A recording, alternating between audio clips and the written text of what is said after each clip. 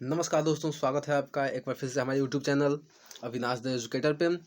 और हमेशा की तरह आज हम कुछ चर्चा करने वाले हैं इम्पोर्टेंट प्रश्न जो कि हमारे आरआरबी एनटीपीसी ग्रुप डी के लिए संभावित होंगे और बहुत ही इम्पोर्टेंट होंगे। और ना ये सिर्फ आरआरबी एनटीपीसी और ग्रुप डी बल्कि आने वाली जो भी परीक्षाएं हैं, ये तो सिर्फ कहने की बातें होती हैं कि इस एग्ज़ाम के लिए वो एग्ज़ाम के लिए। जो जीके होता है वो सभी एग्ज़ाम के लिए, जिस एग्ज़ाम में पूछा जाता है उसके लिए इम्पोर्टेंट होता है। तो चलिए स्टार्ट करते हैं, देखते हैं हमारा क्वेश्चन। और इस वीडियो के अंत में हमारा जो ये क्वेश्चन होंगे, टोटल 25 क्वेश्चन इस सेशन में आपको मिलेंगे। और एक्स्ट्रा में मिलने वाला है आपको एपीजे अब्दुल कलाम की जो है हम बायोग्राफी को देखेंगे।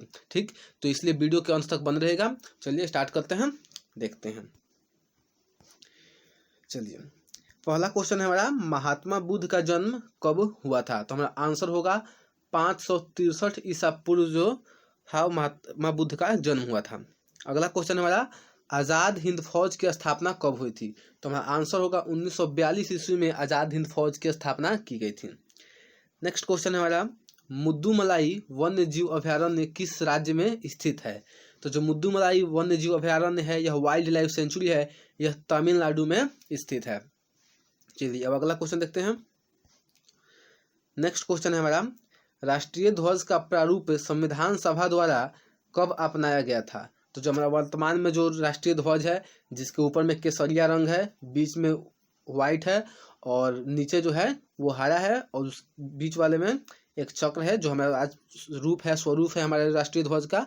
इस स्वरूप को कब अपनाया गया था? तो हमारा आंसर क्या होगा? 22 जुलाई 1947 ईस्वी को अपनाया गया था। चलिए अगला क्वेश्चन है हमारा, जो कि पॉलिटी से संबंधित है। धर्म, नस्ल, जाति, लिंग अथवा जन्म के स्थान के आधार पर भेदभाव को किस अनुच्छेद के तहत निषेध किया गया है?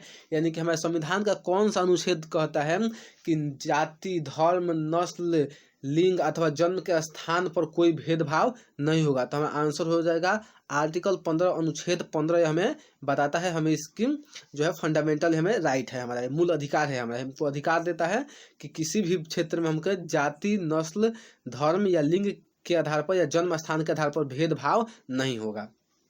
तो आंसर हो जाएगा अनुच्छेद 15। ठीक, चलिए अब अगला क्वेश्चन देखते हैं। अगला क्वेश्चन है हमारा, 1955 में किस बैंक का नाम बदलकर भारतीय स्टेट बैंक कर दिया गया? ठीक, तो आप जानते हैं कि भारतीय, इसको इस रूप में भी क्वेश्चन पूछा जा सकता है कि स्टेट बैंक की स्थापना कब की गई? तो आपका आंसर क्या होगा? 1955। लेकिन वह स्टेट बैंक की स्थापना किसी बैंक का नाम चेंज करके किया गया। तो हम आंसर क्या हो जाएगा? Imperial bank. पहले यह इंपीरियल बैंक के नाम से जाना जाता था और 1955 ईस्वी में इसका नाम बदलकर हम लोगों ने रख दिया भारतीय स्टेट बैंक, यानी स्टेट बैंक ऑफ इंडिया। तो चलिए अब अगला क्वेश्चन देखते हैं। अगला क्वेश्चन है हमारा, संगमरमर का रासायनिक नाम क्या होता है? तो संगमरमर का रासायनिक नाम होता है कैल्शियम कार्बोनेट। ठीक, जिसका सूत्र क्या होता है? CaCO3। CaCO3 जो होता है इसका सूत्र होता है और इसका रासायनिक नाम होता है कैल्शियम कार्बोनेट। अगला क्वेश्चन है हमारा, प्रथम फुटबॉल विश्व कप जीतने वाला देश कौन है? तो जो पहला फीफा विश्व कप था उसको कौन सा देश जीता था? तो आंसर हो जाएगा उरुग्वे। और चलिए, जो फीफा है, फीफा का हेडक्वार्टर कहाँ है? इसका आप आंसर कमेंट बॉक्स में बताइएगा कि फीफा जो है इसका हेडक्वार्टर कहाँ पे है, कौन सा देश है, उस देश का कौन सा शहर है? इसका आप आंसर कमेंट बॉक्स में देने की कोशिश कीजिएगा, देखते हैं कौन दे पाता है। चलिए अब अगला क्वेश्चन देख लेते हैं। अगला क्वेश्चन है हमारा, मैसूर का शेर किसको कहा जाता था? तो मैसूर का शेर टीपू सुल्तान को कहा जाता है, क्योंकि इसने अंग्रेजों के खिलाफ बहुत ही जबरदस्त संघर्ष किया और आखिर में बेचारा हार गया, लेकिन इसने जो संघर्ष किया था, इस संघर्ष के लिए इसको मैसूर का शेर कहा जाता है। ठीक, तो उम्मीद है आप लोग को समझ में आ रहा होगा। चलिए अब आगे देखते हैं। वीडियो अच्छा लग रहा हो तो लाइक कर दीजिएगा। हाँ भाई, तो चलिए अब 10 नंबर क्वेश्चन देखते हैं। 10वां क्वेश्चन हमारा, नालंदा विश्वविद्यालय की स्थापना किसके शासन काल में की गई थी? जो नालंदा विश्वविद्यालय था उसकी स्थापना किसके शासन काल में की गई थी? तो हमारा आंसर हो जाएगा कुमार गुप्त प्रथम, वो भी। ठीक, इस बात को याद रखिएगा। अगला क्वेश्चन है, भारतीय राष्ट्रीय कांग्रेस की स्थापना के समय वायसराय कौन था? जब भारतीय राष्ट्रीय कांग्रेस की स्थापना की गई थी, ठीक, 1885 ईस्वी में, तो उस समय भारत का वायसराय कौन था? तो हमारा आंसर हो जाएगा लॉर्ड डफरिन उस समय भारत का वायसराय था। एक क्वेश्चन और यहाँ पे बनता है कि जो हमारा भारतीय राष्ट्रीय कांग्रेस की स्थापना की गई थी, किसके द्वारा किया गया था? तो हमारा आंसर हो जाएगा ए.ओ. ह्यूम। ए.ओ. ह्यूम को याद रखेगा कि ए.ओ. ह्यूम के द्वारा भारतीय राष्ट्रीय कांग्रेस की स्थापना की गई थी। और उसके पहले अध्यक्ष कौन थे? तो पहले अध्यक्ष थे हमारे कौन? डब्ल्यू.सी. बनर्जी। डब्ल्यू.सी. बनर्जी यानी कि उमेश चंद्र बनर्जी, इस बात को भी आप याद रख सकते हैं। चलिए अगला क्वेश्चन देखते हैं, 12 नंबर क्वेश्चन। अलीगढ़ मुस्लिम विश्वविद्यालय की स्थापना कब हुई थी? जो अलीगढ़ मुस्लिम यूनिवर्सिटी है, इसकी स्थापना कब की गई थी? तो हमारा आंसर हो जाएगा 1920 ईस्वी में। किसके द्वारा? तो सर सैयद अहमद खान के द्वारा इसकी स्थापना की गई थी। इस बात को आप याद रख सकते हैं। चलिए नेक्स्ट क्वेश्चन देखते हैं। अगला क्वेश्चन है मैडम, विश्व का सबसे बड़ा द्वीप समूह कौन सा है? तो इंडोनेशिया जो है, यह विश्व का सबसे बड़ा द्वीप समूह है। यहाँ पे छोटे छोटे करके बहुत सारे द्वीप है, तो इसलिए यह सबसे बड़ा द्वीप समूह है। इस बात को आप याद रख सकते हैं। अगला क्वेश्चन है हमारा, पनामा नहर का निर्माण कब हुआ था? तो जो पनामा नहर है, इसका निर्माण 1914 ईस्वी में किया गया था। अगला क्वेश्चन देखते हैं हम। अगला क्वेश्चन है हमारा, किस गैस को मार्स गैस के नाम से जाना जाता है? तो बहुत बहुआ वाला क्वेश्चन है, आप उम्मीद है आप सभी जानते होंगे, ठीक, क्योंकि क्वेश्चन काफ़ी चर्चा में, बहुत क्वेश्चन चर्चा में रहता है। जहाँ भी अब किसी भी बुक में देखिए, किसी भी यूट्यूब चैनल पर देख लीजिए, इस क्वेश्चन की चर्चा बहुत होती है और ये रेलवे के एग्जाम में या बहुत बार पूछा गया है। तो हमारा आंसर क्या हो जाएगा? मीथेन यानी कि CH4। जल्दी अब नेक्स्ट क्वेश्चन देखते हैं। अगला क्वेश्चन है हमारा, औरंगजेब का मकबरा कहाँ स्थित है? तो जो औरंगजेब का मकबरा है वो दौलताबाद में स्थित है। इस बात को आप याद रखिएगा। चलिए अब अगला क्वेश्चन देखते हैं हम। लाल रुधिर कोशिकाओं का जीवन काल कितना होता है? या फिर कह सकते हैं RBC का जीवन काल कितना होता है? तो हमारा आंसर हो जाएगा 120 दिन। 120 दिन जो होता है RBC का जीवन काल होता है। चलिए अब नेक्स्ट क्वेश्चन देखते हैं। अगला क्वेश्चन हमारा, मताधिकार के लिए न्यूनतम आयु 21 से 18 वर्ष किस संविधान संशोधन के द्वारा किया गया था?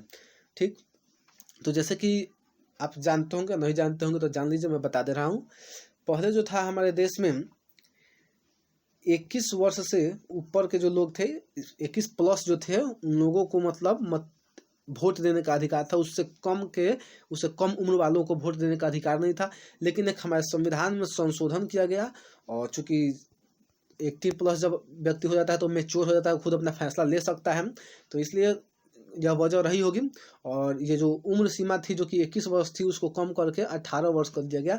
तो क्वेश्चन हमारा ये है कि वह कौन सा संविधान संशोधन था? तो आंसर भी आप देख सकते हैं, कौन सा संविधान संशोधन है? 61वां संविधान संशोधन। इस बात को जरूर याद रखिएगा, बहुत ही इंपॉर्टेंट क्वेश्चन है। भले यह किसी परीक्षा में ना पूछे, लेकिन ये सामान्य जानकारी के लिए बहुत जरूरी है। आपसे कोई पूछ सकता है कि मतलब बताइए कि कब से किया गया, किस संविधान संशोधन के द्वारा किया गया, या फिर ये भी पूछ सकता है कि पहले कितना वर्ष था। अभी तो मान लीजिए 18 वर्ष है, पहले कितना वर्ष था न्यूनतम आयु। तो इस बात को आप याद रखिएगा, आपको एक समाज में उचित स्थान देता है इस तरह के क्वेश्चन, अगर आप याद रखिएगा तो। चलिए अब नेक्स्ट क्वेश्चन देख लेते हैं। अगला क्वेश्चन है हमारा, राष्ट्रीय पुलिस स्मारक दिवस कब मनाया जाता है? तो आंसर होगा 21 अक्टूबर। 21 अक्टूबर को हम राष्ट्रीय पुलिस स्मारक दिवस के रूप में मनाते हैं। अगला क्वेश्चन है, इंडोनेशिया के राष्ट्रपति कौन है? जो इंडोनेशिया के राष्ट्रपति बने हैं उनका नाम है जोको विडोडो। जोको विडोडो जो है ये इंडोनेशिया के राष्ट्रपति हैं। इस बात को आप जरूर याद रखिएगा। चलिए नेक्स्ट क्वेश्चन देखते हैं हम। एक ही टेस्ट मैच में शतक लगाने तथा हैट्रिक लेने वाले दुनिया के एकमात्र क्रिकेटर कौन है? ठीक, तो ये क्वेश्चन शायद ये KBC में पूछा गया था, जहाँ तक मुझे याद है। तो हमारा आंसर हो जाएगा सुहाग गाजी, जो कि किस देश के हैं? बांग्लादेश के हैं। ये एकमात्र खिलाड़ी हैं जो कि एक टेस्ट मैच में उन्होंने शतक भी लगाया और हैट्रिक विकेट होता है ना, लगातार 3 गेंदों में 3 विकेट। अगर आप क्रिकेट खेलते होंगे तो जानते होंगे, मैं तो बहुत अच्छे से जानता हूँ। तो एक मैच में शतक लगाने और हैट्रिक विकेट लेने वाले एकमात्र जो है क्रिकेटर कौन है? तो सुहाग गाजी, जो कि बांग्लादेश से हैं। चलिए अब नेक्स्ट क्वेश्चन देख लेते हैं। अगला क्वेश्चन है हमारा, शक्ति भारत का किस देश के साथ युद्ध अभ्यास है? तो हमारा आंसर हो जाएगा फ्रांस। शक्ति जो है भारत का फ्रांस के साथ युद्ध अभ्यास है। अगर युद्ध अभ्यास को आपको वीडियो चाहिए तो उसका वीडियो मैं बहुत पहले बना चुका हूं, जो कि उसका मैं लिंक जो है डिस्क्रिप्शन बॉक्स में दे दूंगा, तो आप वहां से देख लीजिएगा।